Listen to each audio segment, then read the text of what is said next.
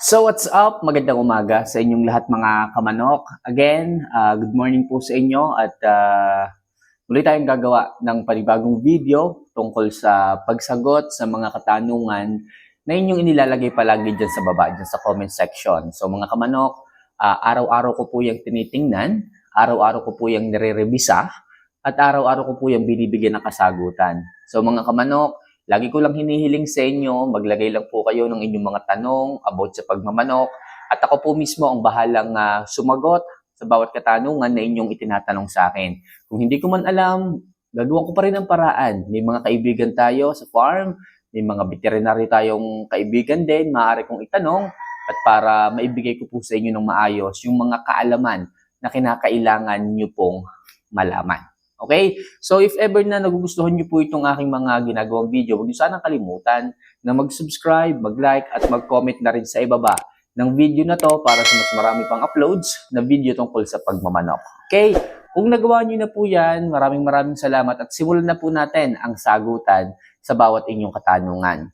So mga kamanok, ang una po nating katanungan na sasagutin is galing kay Antumaliuna. Kay Antumalyuan. Okay? So, ang tanong niya, boss, pa-analysis po ang patoka na Propel 22/10. Sabi kasi ng tito ko, magaan ang katawan pero bulto ang manok niya. Okay? So, lagi niyo pong titingnan kung kayo po ay gumagamit ng mga pagkain o ng patoka. Okay? Kung ano mong brand ng patoka, para masabi nyo po na maganda po ito, lagi nyo pong titingnan is yung mixture ng pellets o ng protein o yung crude protein content ng isang pagkain. Yan po ang inyong titingnan kasi yan po ang sangkap o yan po talaga ang pinagkukuhanan ng pagbulto ng katawan ng isang manok. Kailangan between 16, 17 and up. Okay? Kung kaya nyong iangat ng 16, 17, 18, kung may 20, mas maganda. Mas mataas ang protina, mas maganda kasi yan po ang nagbibuild ng muscle.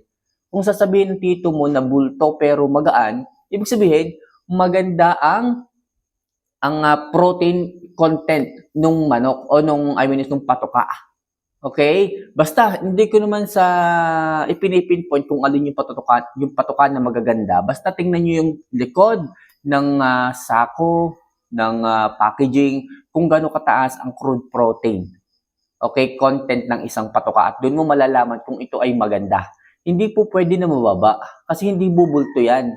Kasi pag mataas ang grades, okay, mababa ang pellet, madadry up lang ang katawan, gagaan lang ang katawan, pero hindi yan bubulto. Pero kung tama ang crude protein, okay, between 16 and up, tapos yung halo ng grains is maayos, tama lang, wala kang magiging problema. Bubulto at bubulto yan kung maayos at maganda ang crude protein. Pero kung maintenance lamang po yan, 16 hanggang 18, kainaman lang. Hindi tataba, hindi bubulto ng parang sakto lang. Sakto lang yung katawan niya kapag kaganon. Okay? Basta hindi umangat ng 16, 17, 18, banayad lang. Hindi sobrang bulto, hindi rin naman sobrang payat. Pang maintenance lang, ganun lang. Kasarapan lang ang hipo. Okay? So next question po tayo.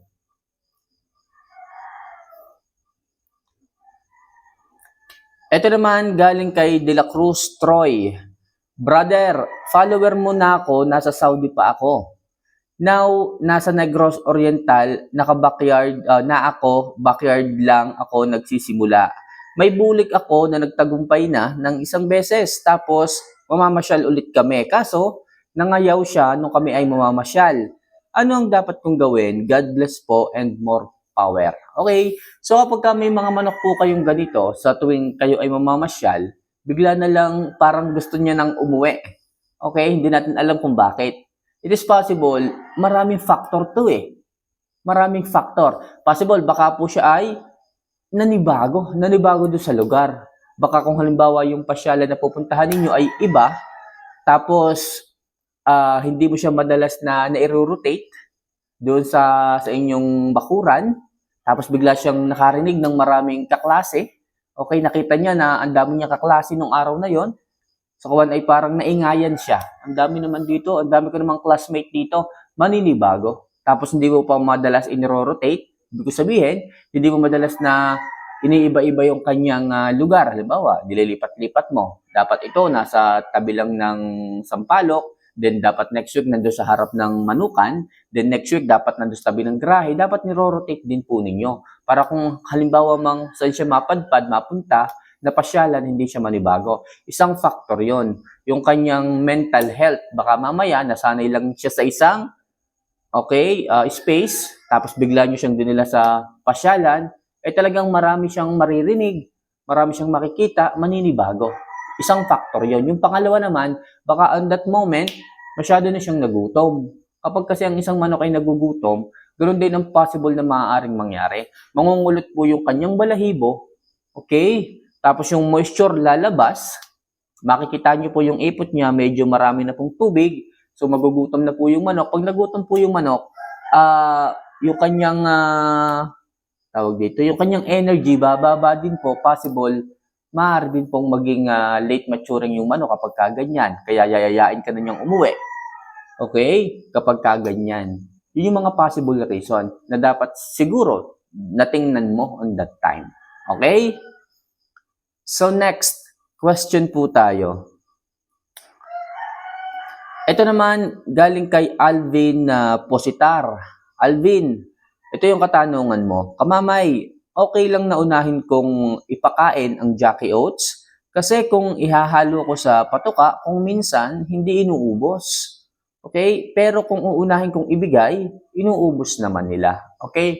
So Alvin, ang advice ko sa iyo kapag ganito, nagtitira ng Jackie Oats, kung halimbawa ang inihahalo mo sa patuka, yung Jackie Oats, tinitira niya yung Jackie Oats, ang payo ko sa iyo, wag mo nang unahin kasi matrabaho yan eh. Paano kung dumami yung manok mo? Sayang yung panahon. Mauubos ang panahon mo. Ang gawin mo na lang dyan, ihalo mo yung mixture ng fermented Jackie Oats sa patuka mo, then bawasan mo na lang yung dami ng pagkain na ibibigay mo.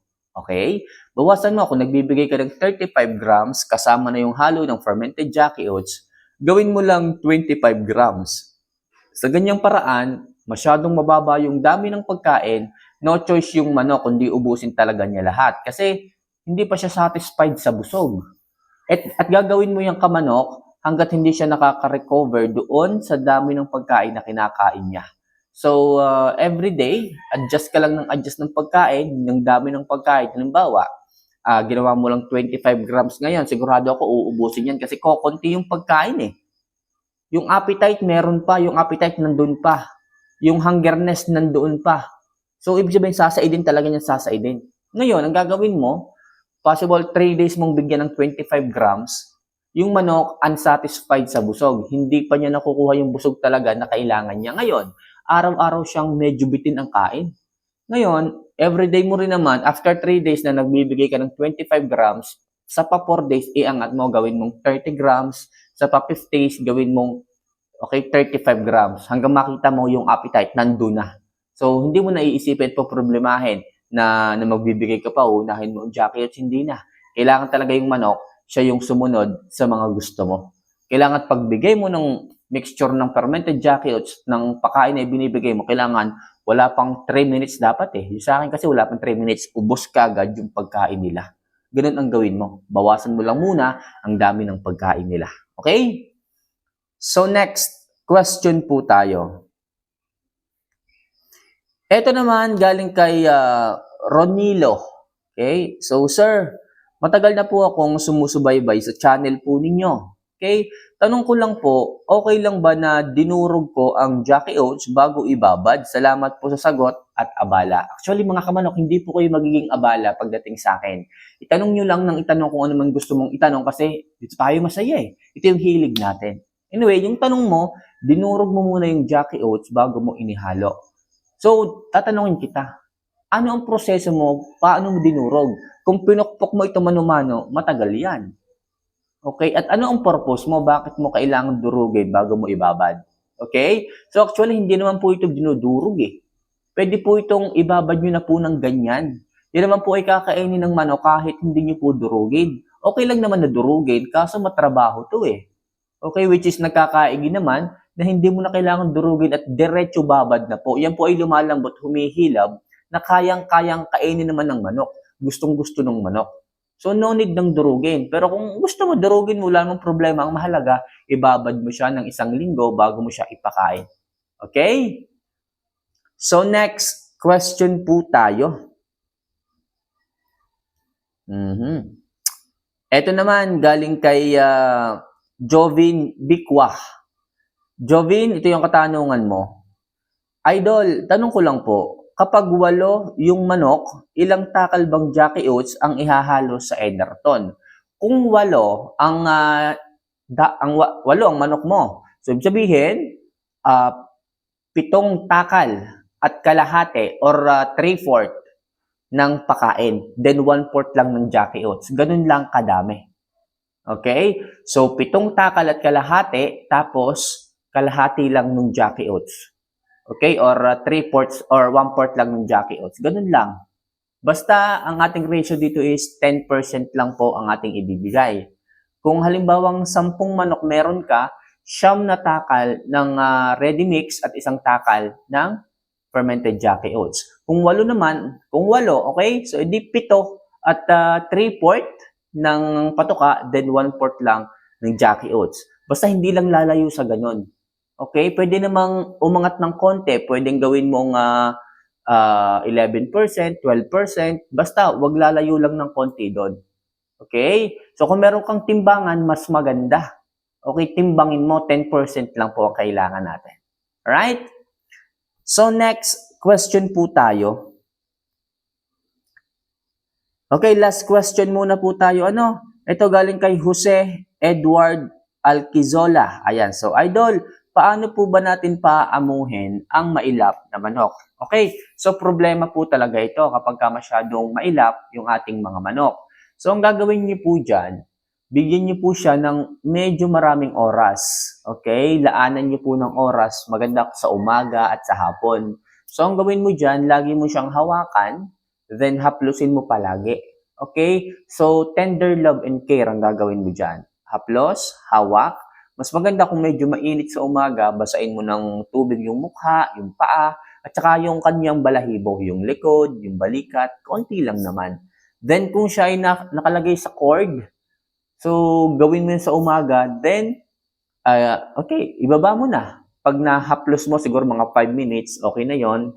Tender love and care, then ibaba mo sa baba, ibaba mo. Then hayaan mo siyang mainitan para sa ganun, yung kanyang katawan ma-develop. Then sa hapon, ganun po ulit.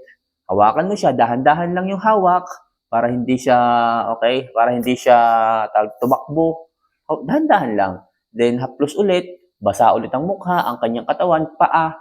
So sa araw-araw mong ginagawa yan, masasanay yung manok na iisipin niya na safe pala ako. Okay? Hindi pala ako dapat matakot sa kanya kapag hinahawakan ako. Kasi safe eh. Okay, then maingat niya akong ibinababa. So kapag nag-sink in sa isipan ng isang manok yung ganung gawain na ginagawa mo sa kanya, so masasanay yung manok na hindi na tumakbo kapag lalapitan mo siya. So yung mailap na manok, hindi mo na problema ngayon. Okay, baka nga pag lumapit ka sa kanya, sasalubong pa siya sa iyo eh. 'Di ba? Ganun lang. Ganun lang ang dapat mong gawin. So mga kamanok, sana makatulong yung simpleng advice na ito pagdating sa pagmamanok. At syempre, may apply nyo rin sa inyong araw-araw na ginagawa bilang isang magmamanok. So see you for our next vlog. Mga kamanok, magtanong lang kayo, akong bahalang sumagot dyan. And thank you for always trusting Linyada ng Mamay. So see you for our next vlog. Mahal ko po kayo. Paalam.